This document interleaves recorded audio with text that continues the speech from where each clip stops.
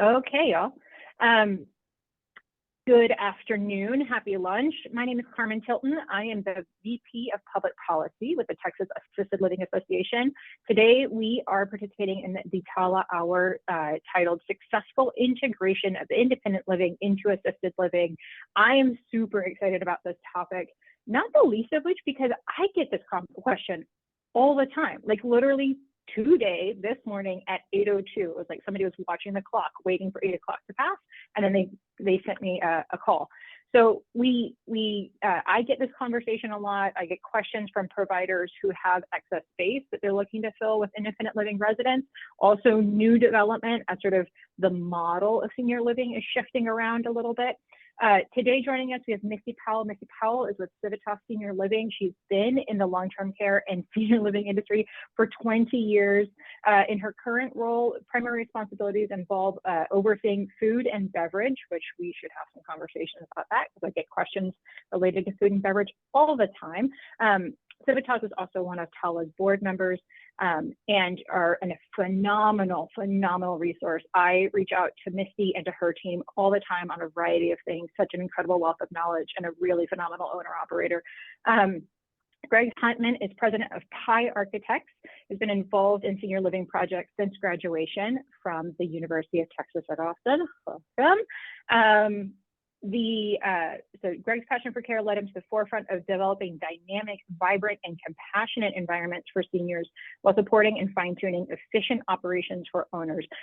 I'm just going to take a little tangent and say that Architects has a really phenomenal reputation, and I'm always really appreciative when I get to reach out to them and ask around questions on planning.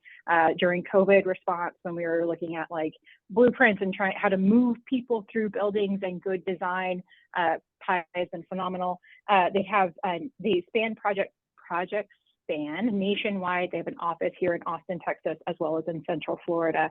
Greg and Missy, thank you so much. I am going to let you guys go. I'll put myself on mute and we'll get rolling.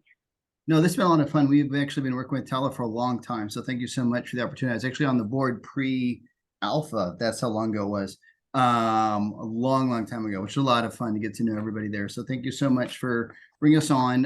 It's going to be a lot of fun today. I've had the pleasure to work with Misty on 5 projects, I think, over the past 8 years, plus or minus, both with straight ALMC, ALMC plus cottages, and ALMC. From that standpoint, it's been a lot of fun to work with their group. I think they have a very unique perspective on how they do their buildings. And I think it actually leans a little bit more into an IL mindset in theory, in the way that they kind of price and think through, and then lean a little bit more into the middle market, which is really tough in reality, I think, from that standpoint. So really looking forward to what we're doing. So today, what we're going to kind of try to go through and do a list of questions. If you think it's really important, you can go ahead and bring it up during the presentation. We'll probably hit the majority of the questions at the end with the time allowing there, which I think we'll probably have a bit of time there. So we're going to hit the key considerations for adding independent living to your property, because sometimes people are saying, do I add in memory care, do I add independent living, what do I add? So what you want to think about, and what does the market actually allow? So the market study obviously will help define that. There's multiple types of independent living that we do on the communities, and some might actually kind of look a little bit more like assisted living. It may look more like assisted living that's a independent living unit, but then it's also something that looks more like an active adult. So there's a pretty broad group of type of projects that we're doing with that. We even have some clients that license the whole thing and then do it that way, and we'll talk through that. So we'll talk about the type of IL integrations as well. Missy's gonna go over the key considerations. We're gonna go over some examples early, and then kind of the finished product, and then do the Q&A at the end from that standpoint. So please do kind of give us some good questions to go through from that standpoint. Awesome, Greg. Well, again, loved partnering with you. I have 5, 6, 7 communities, however many it is. And thanks, Carmen. We love talent. We love partnering with you too. So if you are considering integrating IL, whether it's building on or, building from scratch, whatever floats your boat, there's some things to think about before, breaking ground. And kind of Greg mentioned to it, you want to know your market. You want to know who's around you. You want to know kind of what is setting you apart, and you kind of want to know your competitors. And 55 plus is a competitor, and they're kind of popping up a little bit everywhere. So you want to know the demographics you're going in, and the demand for that area, obviously. And then external considerations, again, cost.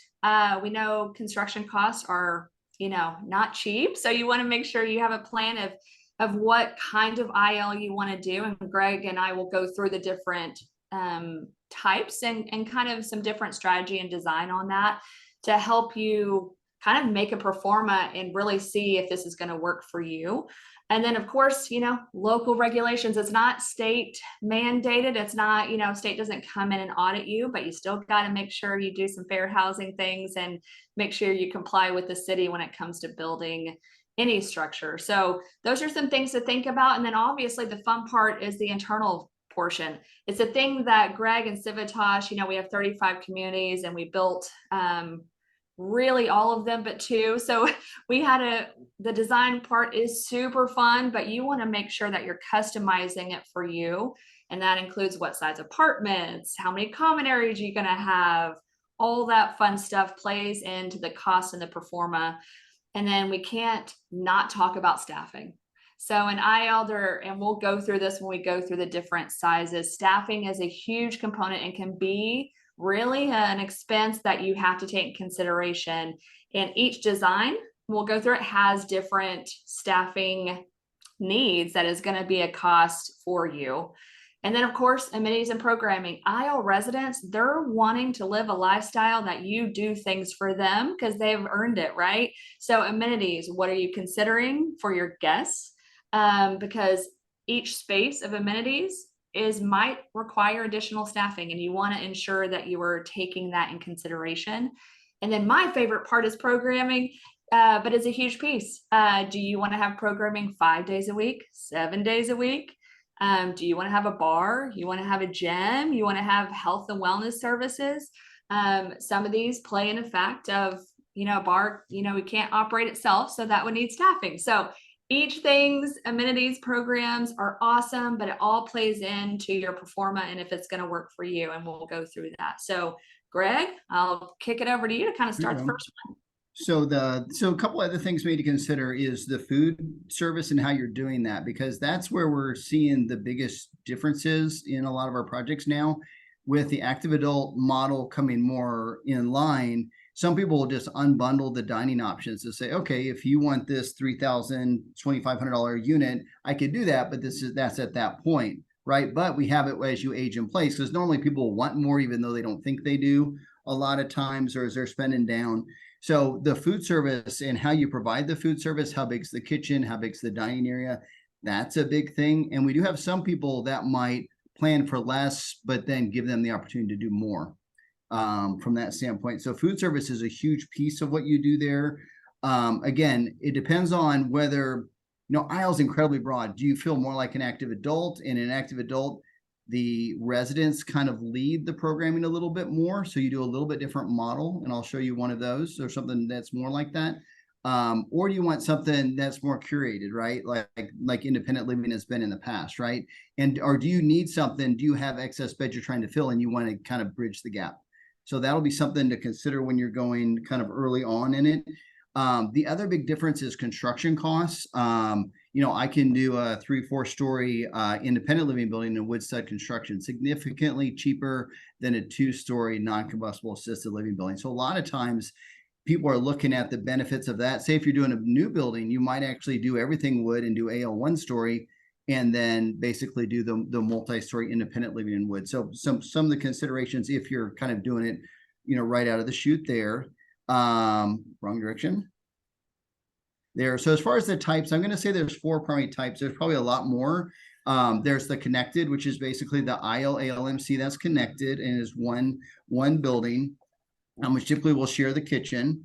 You have a more segregated model, which the building would be totally separate, a little bit like the image on the right here, where you actually purposely kind of segregate and make them separate on purpose to really have 2 different lifestyles, right? And that'll probably lean a little bit more active adult. And then down on the bottom left here is a dual license building. Well, it's really a dual functional building because it's all licensed as assisted living, but they do half of the units that look more like independent living and sell like or feel like independent living and provide those services, but they're really flexible in how they serve the market. And then the fourth is cottages.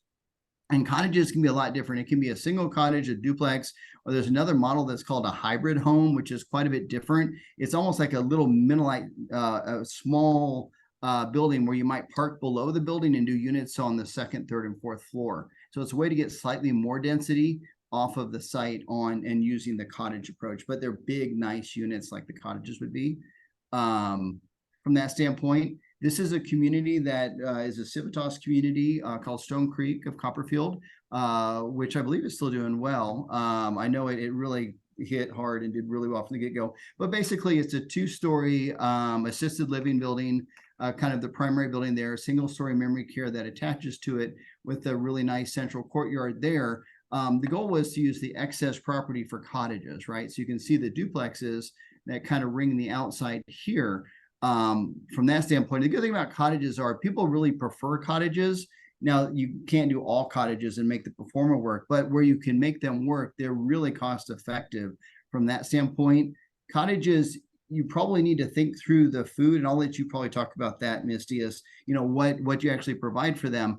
But what they did a really good job on this project programming is there's kind of a great room, a good big family room that's specific to the cottage residents, right? So they have their own little community center essentially where they can go. It's really close, easy to connect to, but it's a separate space for those cottage residents. But from there, they can connect into the amenities within the assisted living building itself. So I think that's kind of a win-win for that person that's kind of in between or, you know, financially can kind of do whatever they want to do. And so it's a good point for them. And if you look here on the left, it's a very well-appointed cottage, single-stall garage, 2 bedrooms with a nice living dining area there. So it has a front and a back because that's really what people want. The project that we did with Misty's group in Wimberley is a little bit different in that those are duplexes and there's one big porch that's shared by 2 cottages.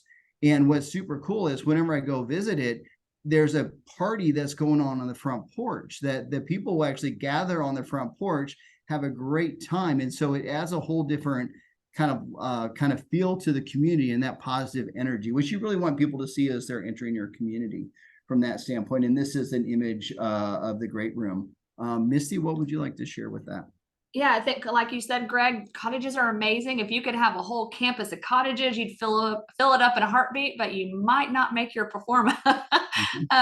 So they're very, very costly to build. Obviously take a lot of square footage off of your land, but what's nice is they, you know, you provide not a lot of staffing, right? So you merge them into the community. You might provide housekeeping once a week for them. And then meals is a huge thing, like Greg was saying. So most of our campuses have some sort of club, we call them clubhouses, where it's just for IL. They get together, you know, for meals and social events.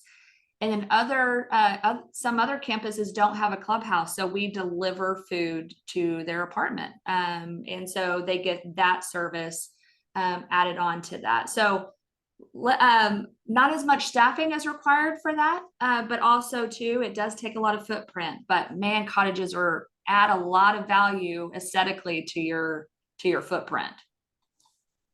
And Greg does a great job. It's fun. So we're working with Medcar in a couple communities where they've acquired a community and there's excess land. And so we're creating these little pocket communities, which usually do 12 to 16 units. You may or may not do a little community house for them. But what you really want is each of the houses to kind of open onto a shared lawn. So you kind of get the benefit of kind of the entry garage, but then the back opens onto this really kind of cool area. So that way you're further encouraging the socialization, which that's the downside to cottage. It's a little bit easier for the residents to isolate themselves. So then you get a little bit of both worlds, the best of both worlds there. And I'll show you another example later on that kind of does a little better job on that. So let's talk a little bit more about the connected buildings. And so this is the community in Saxe with Civitas, where it's one great big building. Again, the kitchen is in the center and then it's split. from that standpoint, I'll show you a plan here in just a little bit that's a little bit more detailed. But what I wanted to do was kind of start with kind of the programming on these buildings and what we're doing and why. Because if we don't create a building that is operationally efficient, then we're not doing a very good job. And really, food is the point at which it starts. You really want that kitchen to connect as many things as possible. And if you can do that, your success is much better typically from that standpoint. This is a community called SPJST in Taylor, Texas. And it's been done a little bit a different approach to how it's grown as a community. It had a really old nursing home that they then added this basically this pinkish assisted living building to in a couple different phases there. And then they built the brand new nursing home in the top left, which is done real well. And now the next goal is to try to balance it with a much larger independent living community to really get more of that CCRC approach there. So the building that we're working on currently is this new 120 unit independent living building, which connects. Again, we're trying to connect it to the existing assisted living building so we can do that. So the image on the left kind of shows kind of the existing layout, and the right's kind of where we're sitting there. But they also know they want to do cottages. So the cottages are going to be the next phase down the road. So we'd add the cottages there, a memory care there, and then they own the land around us to do even more cottages in the future. So as we work through this building, the goal was to kind of create a community center that would support not just this 120 independent living units, but also maybe add a little bit of coolness to the existing assisted living building. So we could add some amenities to that a bit, but then also make this community center large enough to support that future 32 to 80 cottages as well. So really have a lot that we're trying to do with it. The current programming is they're looking at 1 meal per day as the base on the independent living, and then the grab and go would kind of expand that and maybe grow over time. But essentially, the design of it is kind of pretty typical of what you want on these buildings. Where you come in, nice porch, lobby, and you really focus that view into the wow shot, right? So you come in and you want the resident to picture themselves in the pool, looking really good, game on to the right, pickleball, because even if they can't play it very well, they want to know they could if they really wanted to. Have a pavilion close, which we really want to have bathrooms close to the residents, because if they can't get to a bathroom and shade both close, they're less likely to use the spaces. So bathrooms can be expensive, but it really does make a huge difference in how well they utilize it. Dog parks are huge right now. We're doing a lot more to kind of do that, including inside. It has a grooming and a pet washing station. And the units on the first floor, the independent living units on the first floor, are going to have dog yards, really yards that people will pay a bit of a premium to have their pet on that floor. So good core kind of integration with the site and the outside there. But then we also want to go back into that social play side that we're kind of really playing up there, because we're really selling the socialization and really the longevity, right? The benefits of why they're there, the wellness side of it. So really, the bars are everything. Let's just be honest. Everybody wants to be close to a really cool bar, and they want to be able to go straight outside to continue that experience. And some people, coffee is their drug of choice, not, alcohol. So this gives them the ability to say, hey, you get that experience, earlier in the day. It's something that you can do a cool, fun lunch snack when your family comes in. But then you can have your really cool happy hours and kind of work through that process. And we have some clients that will do liquor lockers and do a whole lot of other stuff, just depending on where they're at.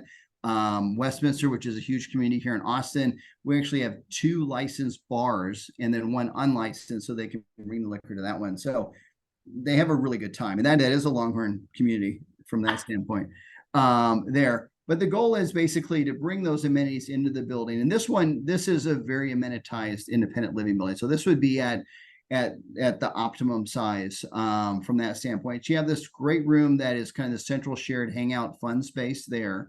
Game room adjacent to it, which is you want it to be able to close off, because the residents, there's a lot of games they play that noise can be problematic. So we want to be able to close it off so that they can play those games there. We want a really nice fitness center, but you want it to be lean a little bit more into the group exercise as well as the individual exercises. So you're actually going to have both spaces within there. If you can do it where it opens to the outside, that's even better. So if you can do outdoor yoga, outdoor walking exercises and stuff where you start at that point, it's a real plus from that standpoint. We're doing more things to bring kids into our communities even than before. The cookies have always kind of been kind of the center point to that. We're actually starting to add some kids' game rooms where it's a really fun place for the kids to go hang out. And when they get a little too rambunctious, you can say, go to the kids' game room, and then they have a good time there. So that's been real popular, as well as the activity in the multi-purpose. We've been doing a lot of communities where the multi-purpose, really, okay, let's give the first group to ever tell me, Greg, I want the multi-purpose room next to the front door was Civitas. They were really ahead of it. Everybody wanted it at the back of the building where the noise was not problematic. Whereas at that point, it wasn't quite as cool to do that. And Wayne and Misty were like, I want it to be as loud and as obnoxious next to the front door to show the life of the communities. And this is, yeah, so this is kind of the same way there, that we want that there. But here we're also using it at the front so that we can bring the community as a whole into the building and do that. So that's been a real plus. But really, I think the key to how these buildings are coming together is that you have a kitchen that actually connects to the existing dining room in the assisted living and the dining room in the independent living building. That's where you get the efficiencies. We might have to have 2 tray stations here, unfortunately, just because of the length of it, but that's still far more efficient from that standpoint there. The other thing, like we said before, is that we want to provide some amenities for the assisted living folks, because we don't want to feel like there's a huge difference in living in the independent living building and then moving over to the assisted living building. So we want them to do that. So this gives us the opportunity to do one bigger, better salon, convert the existing salon into another amenity space in the assisted living building, as well as create a really cool internal theater there that can get better utilization, because theaters are those weird things. Some people really like them and some people don't utilize them as much. So if we can put it in a location that's going to get more utilization, that's just a win-win. And the theater is actually a classroom. So that's another thing to think about as you're putting these buildings together, is that, you know, these residents really want to continue growing as individuals. So classes, the ability to do that. And now a lot of that stuff can be self-led as well. So with the right programs now set up, that's good. And now there's some virtual game shows that are pretty cool that you can do, where you can actually have them, they'll play a personalized version of Wheel of Fortune, which has been pretty fun to see the residents have a ball there. So that's pretty cool there. But again, you want to kind of tie everything together and make the travel distance short. So, you know, pretty straightforward design there in the building itself. Anything, Misty, that you would say that you like or even would like to change? Yeah, sure. We built a community similar to this where they had shared amenity spaces between assisted living and independent living. Pros and cons to that, to be quite honest. Pros is you save on construction, and it kind of creates that we're all one campus. We are having fun together.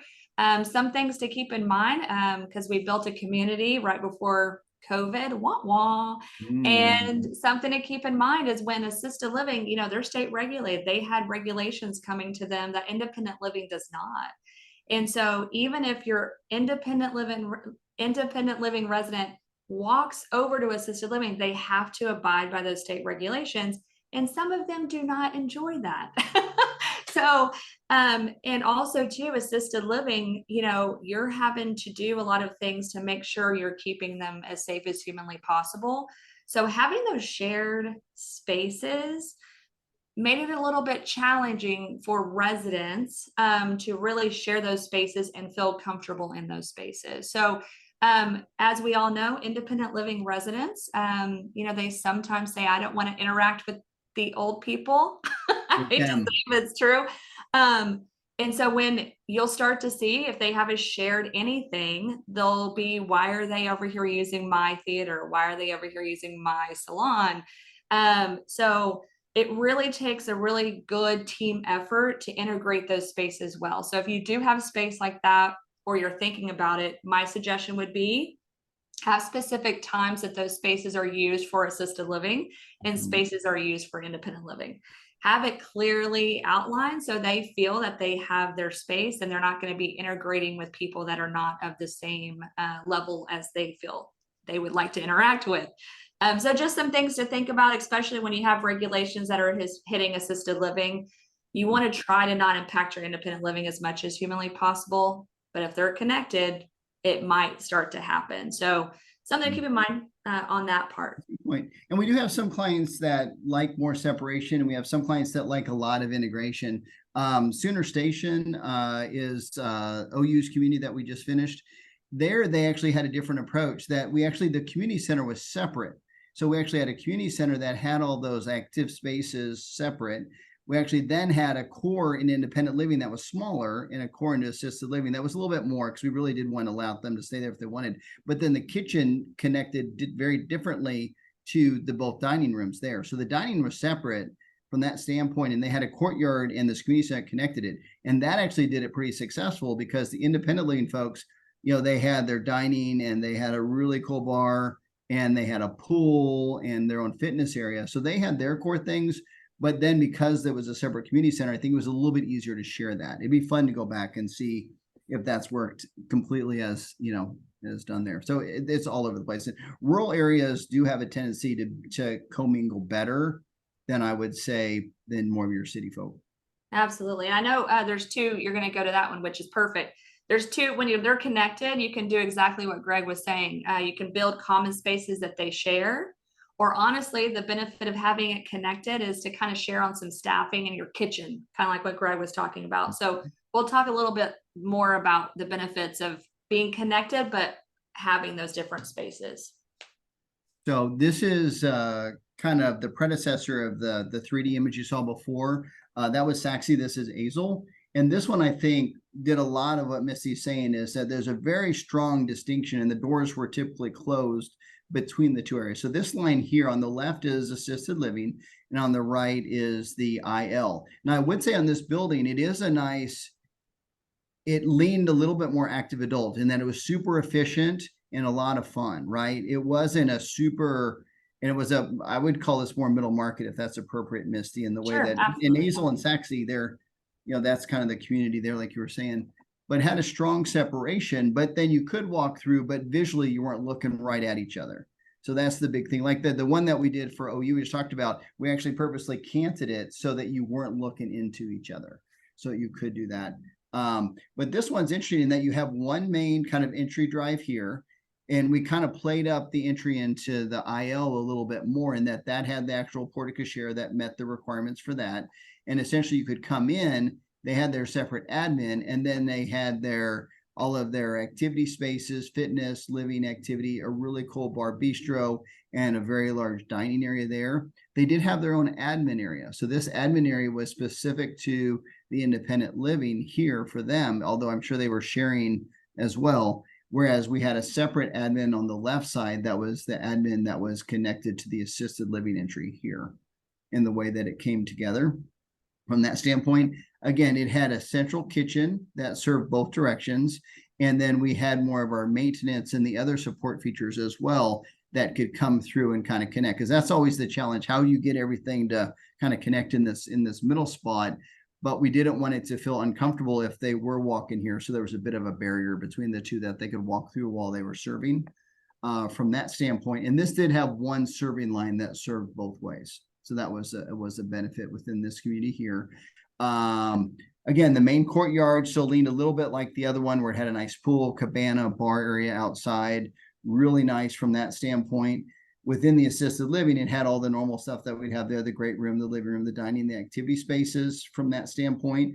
We were taking food to memory care because you can't connect to memory care and AL when you add the IL. So we did have food that we were taking over to that point. But the other thing that they did is they wanted to create a really cool outdoor gathering area for outdoor activities. So it could be a music, it could be a theater, it could be whatever. So there was a desire to say, hey, we do want a neutral ground, but it's more exterior that is in this area out here. So what you're seeing there is kind of the expansion of the dining into kind of the central core area, which did have those amenities. And I'm not sure if this one did. You did some that actually had more of an amphitheater as well from that standpoint. So there was the ability to kind of commingle, but at there if they wanted to, which I thought was really cool.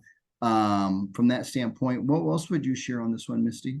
I think the connection, the benefit, the biggest benefit to having them together, but also having separate activity spaces is really that kitchen. Really, kitchens are costly to build, and there's a lot of things happening. I mean, you're serving anywhere from 100 to 200, 300 plates in a meal service. So it's busy. And the more support that they can have and more eyes on it during those busy times, and not having your kitchens separate is a benefit. So really these connected units, that first one that you saw that had those common spaces, those are great for integrating, right? So assisted living's already used to going to independent living. Independent living's already used to seeing assisted living residents.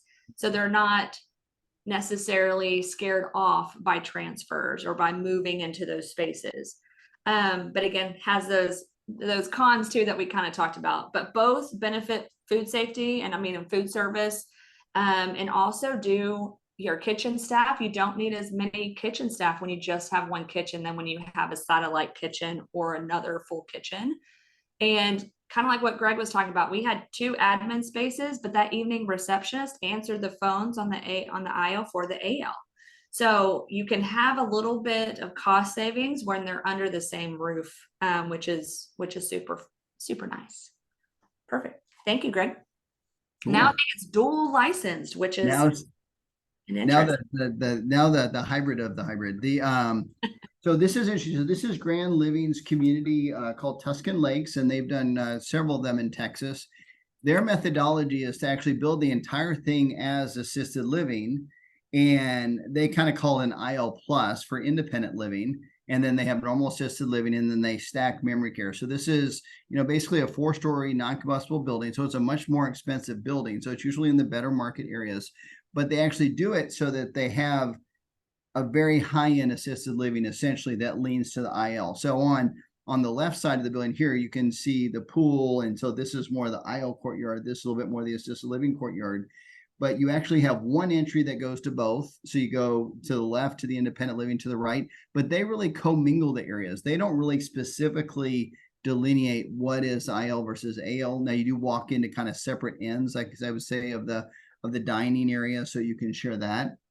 So I think that's a plus there. And obviously the memory care is very isolated. They actually have 2 floors instead of one big 32. It's 2 16s in 2 floors in this building. But it's an approach that Grand Living has done a really good. They've kind of set themselves apart in the market to say, hey, we have really nice assisted living units, basically, right? This IL plus. They do larger units, which would have a cooktop and a washer and dryer in it, essentially. So it's an IL unit. So for the people that are more capable or really aren't quite ready, even though they should be in assisted living, they're not ready to do it. So it gives you another version of it.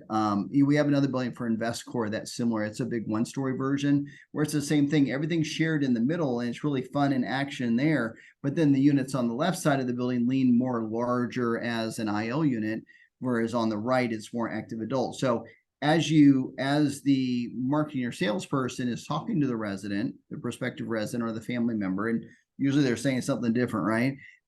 They can basically begin to say, oh, well, I think this is, or really set it different. And then for somebody that might be financially capable, or by God, they're going to enter an assisted living building over their dead body, they say, oh, that's fine. We actually have an independent living portion of our building, which is really for people like you. And so it gives them a whole nother option that they just have in this really big assisted living building. So it's been real successful, and you can go check them out from that same way. This one just opened there in Tuscan Lakes. Anything else on the dual license, Misty? We haven't branded there yet, so no, but it's an interesting model. Yeah, it'll be interesting now as everything leans. There's so many different ways to do things, and everybody seems to be leaning to the stuff that takes the least amount of staff and is the cheapest to build, essentially. Absolutely. So there. So the satellite building. So there's another concept that we've been doing, which is the satellite building, which is really a separate building, essentially. And it could be that it's actually close, but a couple blocks away, or it could be actually right adjacent to it. So this is a project in Florida, which the right side is a big assisted living and memory care building. And the left side is a future active adult building, basically, which ironically, that might get built first now in today's market. But essentially the goal there is let's do a separate active adult IL building or something in between. I will say that when you do a separate building, you're probably going to lean a little bit lighter on the food service. So the question is does it say that it's food service, but it's really a box lunch or a little catered more option that comes out of the main assisted living kitchen? So that would be something to think about within that. But when you separate it, the upside is you get a little bit less of that I don't want to be old like them. You know what I mean? It feels like a separate building with their own spaces. And it's a little bit easier to do less staffing in that building because of that, because it's going to be a little bit more resident, you know, controlled activities. They're going to kind of do a little bit more of that. This is a version that we've been working with, which kind of gives you the flexibility to do a little bit of both, from that standpoint, where you come in and you have those nice kind of active adult IL core on the building. But this one is actually set up where you can do some food service, but not full tilt. So you might do this where you just have a brunch menu if you do food service, right? Or you might do it where you do a little bit of a sous vide model. If you've heard about that model, that's starting to come where sous vide is where you put it in water and you boil it and you bring it to the right temperature and then you serve it. So the sous vide model allows them to bring bulk food kind of already prepared but cold to your community. And you basically just put it in the hot bath to bring it to the right temperature. And then you basically just use that model to provide a little better quality food than you might have with a lower quality, you know, food service, you know, personnel there. It's something that's kind of hitting pretty hard right now. But essentially on the satellite building, you still want to have those nice amenities where you have the lobby, the great room, the lounge dining, and the multi-purpose and fitness, but it becomes much smaller and compact on purpose, not just because you want less staff, but you want energy, right? You know, we have another building that we did that the community center is actually too small, but I tell you what, up to about 60 or 70% occupancy, it was amazing, right? There's all this energy in the core. And then it got a little small, but there's still more energy there, right? Because of the size, and the outdoor spaces are great overflow there. But so this is a way to do a satellite building. This one actually has, you know, kind of carports adjacent to it and lots of storage. So that's kind of what sets this apart from that standpoint. But it's a way to basically add, say, 90 to 100 units of this IL, say, unbundled, which leads to the active adult model adjacent to it, and really maximize the opportunities if the market study kind of allows for that. This is another separate model in North Carolina. Actually, it's in South Carolina, where it's kind of like that. They had the assisted living building up at the top, which was kind of an older style assisted living building. Great opportunities, great water feature in the middle. So the goal was to really maximize this. So from that standpoint, it was to do a 4-story IL building with a really nice community center in the core, food service there, but then also lean into more of the cottages. So this does a little bit of everything. And the cottages were grouped like I was talking about, where you had the residents that were kind of coming together to kind of share those amenities. And then we were just, you know, having a lot of fun with the you know, the lake being in the middle. From that standpoint, but they did lean big time into the active adult IL side, where outdoor amenities, fun, energy, from that standpoint. So the building definitely flowed from the inside to the outside. And I love that. Will you go back one? I want to show something real quick. This isn't ours, but I love the visual of it. The thing that, so we have both. We have some that are together, that are connected, and we have some that are separate.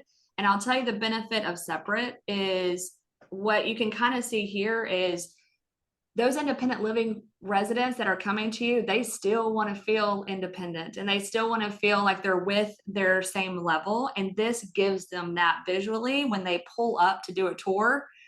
It feels like they are in an independent living area instead of being attached. Okay, thank you, Greg. So some benefits of having it separate is really having an area where they walk in and they feel like an independent living, and you can maximize, you know, dining, having satellite dining, having activities. Again, like Greg was saying, you're going to want a gym. Your IL residents, what I just saw in the recent study is they're wanting personal trainers. They're wanting to have, which is great. I need one too. Go, you know, I agree. But personal trainers, they're wanting to book out the kitchen and the chef for chef demos or a personal dining experience. So our IL residents that are coming to us now want more services and more programming than a 55 plus would allow an active senior living. So you can really set apart by really having that gym, having those pickleballs, having that awesome pool, having those outdoor areas. And the one thing to think about, because we've built them differently, and I'll share on our stuff. So you want to make sure you have a good kitchen space, whether it's a satellite kitchen or whether it's a full-fledged kitchen, because your residents are wanting multiple venues to eat at. So they're wanting the dining room a little bit, but you're going to want a bar or a bistro or a cafe. You're going to want a grab and go option for those residents, because fast casual is a big deal also. And then so for the dining portion, you want to make sure you have the space to make a burger on a grill, on a flat top for them. You want to be able to give them what they would like and not just a heat and serve option if they're paying for it, right? So based on your performa, depends on what kind of meals they get. We use the point system and it works really well. It's kind of like going on a cruise ship. What they use, they get to spend up to a certain amount, and that comes with their rent. And so they can really use it at the bar for guests, different things.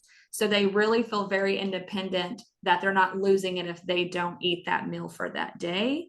And so it's worked pretty good on that avenue. But just if you only have a big kitchen in AL, just make sure you have good transportation, heat carts and those things to keep things really good for those IL residents would be the one thing that makes a difference when you're building. Again, kind of like when we were talking about the connected space of the building, if you had a pool, those AL residents are going to be asking to go swim in that pool and drink at the bar and, all these great things. And you just have to talk about that as a management team and know the risk on those items. If they're separate, that kind of is eliminated a little bit, right? And so AL residents mingle with AL residents and their amenities, and IL residents mingle there. And then one thing too is when it is separate, they're not going into the community of the AL as much as if they're connected, right? So that stigma of, I don't want to move down there, I don't want to move over there when care level increases. When it's separate, it does kind of play that factor. So you just have to be really, integrated in the community events and kind of have those partnerships with some programming of mentorship and different ways that they can integrate will help that transition happen. But yes, they're both have its pros and cons. I love having both of them for different reasons. But the separate building really has a good vibe. It really helps it stand apart. Exactly. And I think you can, if people really want a separate building, but they want the connected as well, you can further define and zigzag the connectivity to it just to not make it as obvious, right? So there are ways to kind of do it to make it worse. Like the example I showed that was more diagrammatic, I could have really made that quarter wonky on purpose, or made it like, instead of going through, because we're kind of going through the dining and the kitchen and the support space, I could make that feel really ucky, right? So I could actually literally go in and make that feel that they're walking through the bowels of the building, but instead we want it to be nice and connecting. So there's a lot of things that we can do as we're designing the buildings to lean into whatever direction you want. From that standpoint, you can add a ramp, right? There's other things you can do that just feel more separate from that standpoint. Absolutely. Absolutely. So I know that, there's many different ways you can build independent living onto an assisted living form, or adding it to it, or just a standalone. But these are the ones that Greg and I have worked with and have found really beneficial and has worked really well. So yeah, Carmen, we're gonna kick it over to you to talk about any questions that have come up, and anything that you want to chat I have a question for Misty. Oh yeah. Okay, how are you handling the bar when people want more than you're willing to give them? So the bar has been a bit of an issue, I understand, and people have had to limit the happy hours and stuff like that. And we're doing it in assisted living too, not just IL. How have you guys as an organization dealt with what is such an amazing amenity, but has so many problems connected to it as well, potentially? Absolutely. So we have a two order limit at a specific time. So 2 beers do not equal 2 cocktails, right? It's a different alcohol level, but we just require two is our limit, just to kind of not leave that guessing to the bartender, because that's where you can kind of get a little bit of stickiness. So we haven't had any issue. Residents are super happy with that. because normally they're not coming down and spending 5 or 6 hours getting hammered at the bar. It's normally a social event of some sort. So it's worked out really well. That makes a lot of sense. So So Carmen, any questions? I don't have questions in the chat yet, although I am going to encourage our many participants on the call to please, you can put them either into the chat or into the Q&A, and I will give them to our panelists today. So please feel free, and we encourage you, in fact, to ask questions. I did make a couple of notes. And actually, Greg, I want to hit on the alcohol issue because I've received several questions about residents and consumption of alcohol, because there's a residents' rights component to, they have the right to consume. There is this weird gray area line where the consumption of alcohol can impede their ability to care for themselves, and then they fall into this category of a risk to self or other, which can be an impetus to prompt a conversation between the community and the resident. And so it becomes this, if you have a resident who is over consuming and is reluctant to acknowledge they have an issue, and they are becoming a fall risk, or they are unable to manage their medications, or they are unable to manage their health care, or they're becoming aggressive, or they're putting other people at risk, the community can say, hey, this behavior is putting your health at risk and the resident, or other residents at risk, and that can be sufficient and appropriate grounds for removal from the community. So, but it is a huge issue, and it has come up like several times where we have had residents who have had this issue. I also want to, one of the things I want to call out on the dual license, because it's interesting, you call it the dual license, and I almost raised my hand to ask a question in that moment. Exactly. It's a single AL license, and the dual license component is more of a marketing. And I just want to throw that out there for anybody who's listening, or for the people who are listening, that if you have a resident who is moving into an AL licensed space, even if you're not providing that resident with activities of daily living and they're self-managing their medication, from the state's perspective, you're not required to provide care, right? I mean, if a resident moves in and Mrs. Jones doesn't need assistance getting dressed, you don't have to dress her anyway. The same thing goes when you have a resident who's moving into an AL space and that you're calling it an IL or calling it an IL plus, which I love that terminology. The state does recommend or will expect you to have all of the paperwork, service plan, assessment, information about medications, as they would expect you to have for a regular resident. So what that conversation is like between the community and the resident related to that room as an IL plus, when the surveyor comes into the building, they will expect you to have all of your ducks in a row as though they're a regular AL resident. So just because you call it an IL room doesn't exclude you from the AL stuff. Okay, so we have a question. What's the biggest lesson? I'm going to take this actually to both of you guys. What's the biggest lesson you learned the hard way the first time you mixed IL and AL? So I'll talk about the dining. I know I keep harping on it, but it's true. We built basically a satellite kitchen, and it was a separate community. It's and we were like, no problem. Residents are going to be more independent. They're not going to want to, eat 3 meals a day here. That was what we were kind of hearing, right? Wrong. They wanted to stay in the community and they wanted to eat with their new friends, right? And so that satellite kitchen, we actually had to rebuild it and redesign it to accommodate cooking in that space. So just be careful that what you want to offer your residents, you actually have the space to do that. And so it was one of our first separate communities for IL. And so we learned on that one. So I would say parking is an interesting one because it can be anywhere from 0.8 to 2, right? As far as the number of spaces per unit. So, assisted living, you're going to put less parking than independent living and then more in active adult. So the question is going to be, where do you want to be? Because a lot of times the 1.2 seems like the good in between, but it may be too much. It might be not enough from that factor. So from a constructability and saying to kind of fit something in, less parking's a plus.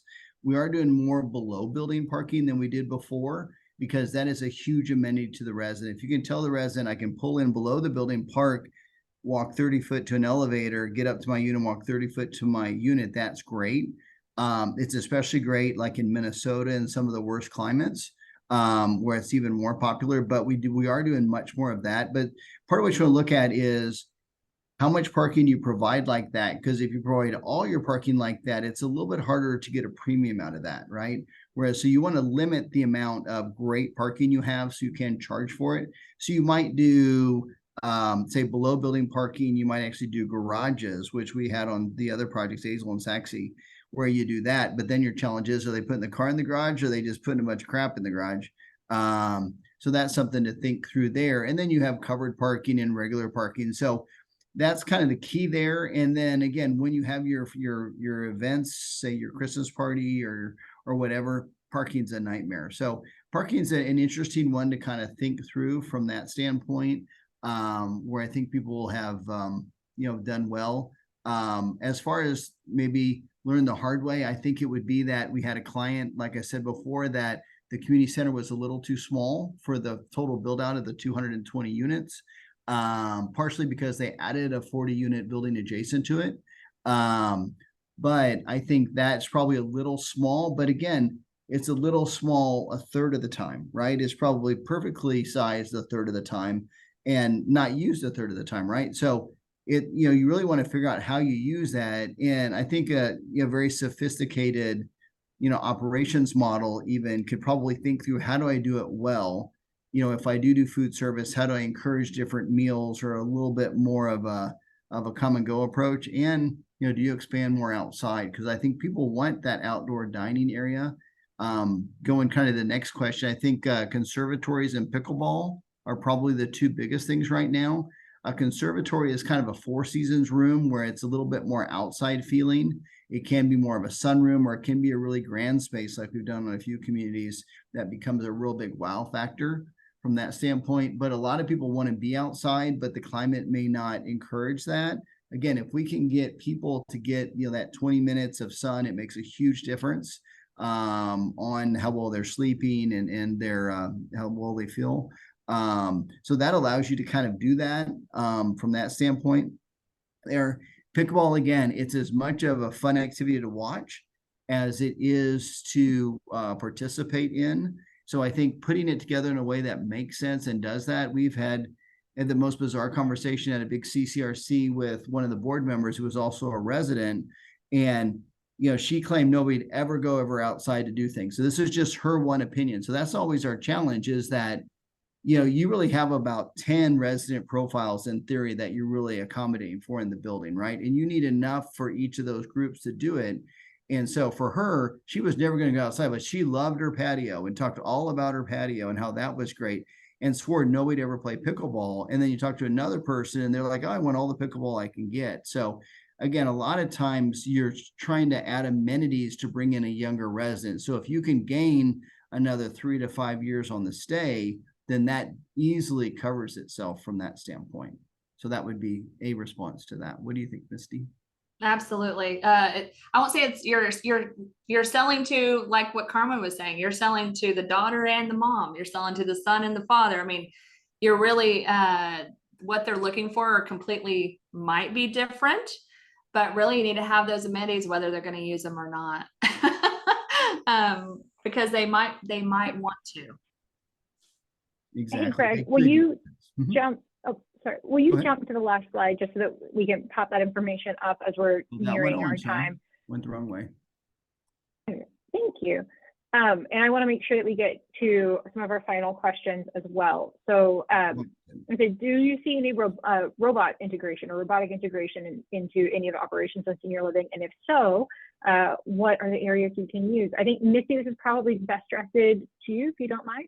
Sure. I've seen, and we've demoed housekeeping robots, right? That'll clean your floors and all that fun stuff. And then we looked at a food and beverage robot that would serve drinks. The thing is I think it's a little, and on Civitas's opinion, it's a little probably in the future, because our residents are still wanting that personal connection. They're still wanting to be served by Jamie, that's their favorite server. They still want to have that connection. But I do think it's going to take hold, especially because of the staffing situation that we're all in. But I love that housekeeping flooring cleaner. That is a huge win. So yes, I see it coming. And the more and more we can have those things help us, it helps with staffing needs a lot. That's really good. And some of them work better than others. Sometimes the robots are a little bit more of a marketing ploy. They do help to a certain extent, but they're just cool, right? They have that cool feature, especially during COVID when you were trying to say, I'm trying to do stuff. One of the coolest things they have is it's more of a food delivery robot. And we have one client that they use it as the middleman, the runner, right? So they do it where the food is brought out by the robot and your favorite, waitress can still deliver it to you. So you get the best of both worlds. So the wait staff is staying by the tables and doing what they need to do and not running back and forth as much to the kitchen. So that seems to be a good way to utilize that. The other thing that's interesting that we're dealing with now is technology and how technology is kind of evolving in the buildings and filling a little bit of that staff connection, because again, I think you have about a third of the residents that actually like that amenity, the AI and kind of ways to get the information. A third could care less, and a third will, do it over their dead, body, whatever. So, everybody's a little different on that. I think that there's going to be more integration of that. So when we're doing our buildings now, we're creating an incredibly robust kind of system, kind of underlying system within the building network that will allow the growth, because it's really expensive to add later from that standpoint. And we're doing fiber in buildings now and stuff like that. So really think through how you're going to integrate and utilize that. And if you are adding an IL, especially if you're leaning a little bit more active adults on the program and the amenities, you probably want to think through the technology and the applications and the way that you're kind of integrating and providing service to the residents. How do you allow them to feel like they're being heard in a way that's that connectivity, but you better respond pretty quick when they reach out. So that'll be an issue. That's big evolution. To add a little bit on that one, the state is currently reworking what they had initially drafted as a provider letter and additional guidance around electronic monitoring. And because I go to conferences fairly frequently, and oftentimes you see on the trade show, they're like, oh, we can tell you as soon as a bed is wet. We can tell you if a cabinet has been opened. We can tell you if a resident's moving around. All of that is considered electronic monitoring. And so there's a whole layer of permissions and consent and notification, and it's sticky. It's not a really clear thing, and it's relatively new in senior living, and HHSC is really having to wrestle with it. And that includes when families are bringing in things and bringing in additional electronic monitoring. So it's really, really important that you inform your families that all sorts of things that are monitors that they may not think of as monitoring from a legal perspective, from a regulatory perspective, they kind of are. So you need to make sure, in my general opinion, it's better to get all of the consent and be really, really clear up front and have more people signing off on things than inadvertently have monitoring going on and not have consent from roommates, not have consent from families, that sort of thing. I want to make sure, so as we're nearing the top of the hour, and we can go a little bit over, but I know for those who have a sharp 1 o'clock deadline, we wanted to go through this. On November 16th, which is coming up around the corner, we have an online dementia intensive. It's a partnership that TALA does with James L. West. It is really phenomenal. I mean, I did it last year and I just learned absolutely so much for communities who are Alzheimer's certified or who are have staff members who are caring for individuals with residents with dementia or Alzheimer's and need to have dementia CEUs. You're in luck. This program, this intensive, is tailored to fit to those regulatory requirements. You can go onto TALA's website to learn more information, sign up, pay, all that fun stuff. November 20th is the deadline to submit general and breakout session proposals for TALA's annual conference. Again, you can go to TALA's website if you are interested, or if you've got some burning topic that you'd like to share with the world. We'd love to see your submissions. At the same time, TALA has done this incredible, Rose Sines, who's on our team, has done this incredible leadership development series that is, I'm super excited about. And you can find that on our website as well. It's tala.org/LDS. That stands for Leadership Development Series. And then of course, if you have not already signed up, please sign up for the TALAHour. It is a monthly, we only hit your inbox once a month, newsletter. We cover rules, regulations, happenings going on, things you should be aware of, all sorts of really, really helpful and impactful information. I think our TALAHour is one of the things. I mean, I know we have competitors who sign up on our TALAHour just to see what all we're putting out, and I have seen them full on copy and paste it and send it out as though it's their own. And you know what? I'm actually okay with that, because when we put out good information, we want everybody to have it. It's totally free. So please, please, please avail yourself of that resource. Greg, what are some resources for IL buildings in regards to local regulations? I don't have an answer on this one. So I always say, you know, you got to check with your municipality, but do you have some sort of secret? Well, it's more like multifamily, which means it really, fair housing is the big deal. So the downside to independent living, if that resident doesn't want to move out of that unit and you haven't figured out a way around it in your contract with them, it's really hard to move them out of that unit because of fair housing. So the only upside about what we call the dual license is that's an AL building, you can move them. So that's the odd thing about that I was thinking about earlier. But normally there really isn't. Now the kitchen itself will be a little bit more directed by the local health officials on the kitchen itself. They'll have a little bit more voice on that from that standpoint. You have that there. If it's a HUD finance building and you go for the affordable part of HUD, there are requirements that they have as far as the management of the residents and stuff like that. But otherwise, it's a much cleaner, easier to do method. But again, you're not providing care. You know, one thing that we probably didn't address is home health. A lot of folks are integrating a home health space into their IL or active adult building. And that can be as simple as an office where they can hang out with, or it can be an extension with some physical therapy components. So it really depends on kind of who the owner is. We've actually done some buildings with some home care companies, which is kind of interesting the way that they think. But yeah, so that would have its own thing. There are some ways that if you do a clinic, you have to separate it out with a fire separation. So that can be an issue sometimes, but yeah. I will also say it is a bit of an ethical gray area to do IL and home health and to have a really strong connection or business connection between the two. It starts to verge into the definition of AL, which would require you to be licensed. I will also note that IL with home health is not shielded by medical malpractice limits in Texas the way AL providers are. So as people are increasingly doing healthcare delivery in an IL setting, they should be aware that there is a very different risk and potential lawsuit action that happens if it's in an IL building versus a licensed AL, because ALs are healthcare facilities and protected by medical malpractice limits in Texas. So the dual license helps that, ironically. I didn't even think about that.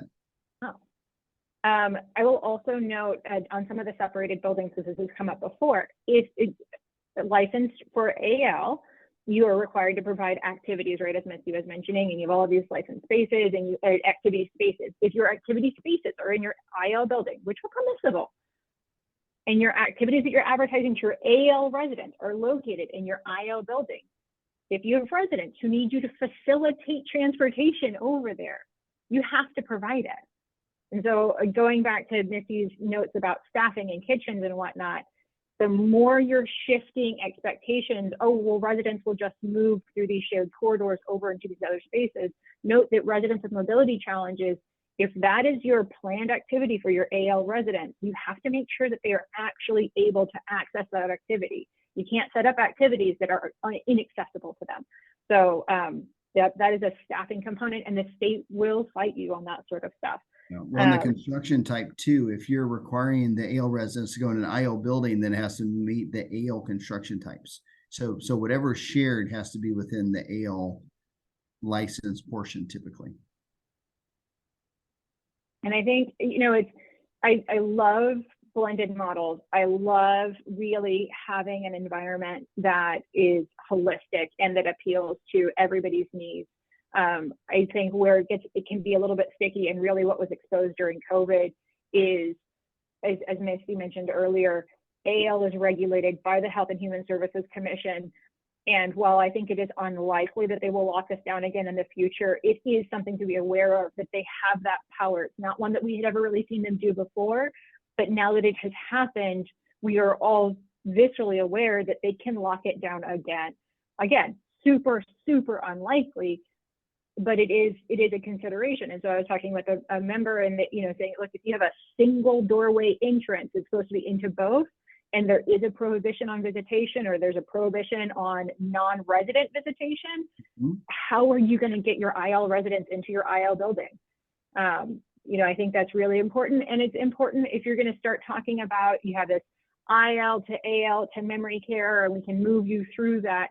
Oh, you're starting to really sound like a CCRC, and a continuing care retirement community is a different regulatory entity. It has different rules, different functions. You really need to make sure that you're marketing it in a way that is not going to run afoul of that license and all of the things that come with it. So we see a little bit of people kind of moving into some of this gray area, and I just want to sort of call out, like, hey, be mindful of how you market it. Be mindful of how you're talking about this. Be mindful of what you're advertising. If you're advertising to your AL residents, they can use all of this IL space, you might want to make sure that that's actually possible. Because the state will look at it, your residents will look at it, and they'll be upset if they can't do it. I know, because I get phone calls from families and from residents on occasion. All right, we are a few minutes over. I want to take just a minute. Thank you so much, Misty. Thank you, Greg. Any final closing words?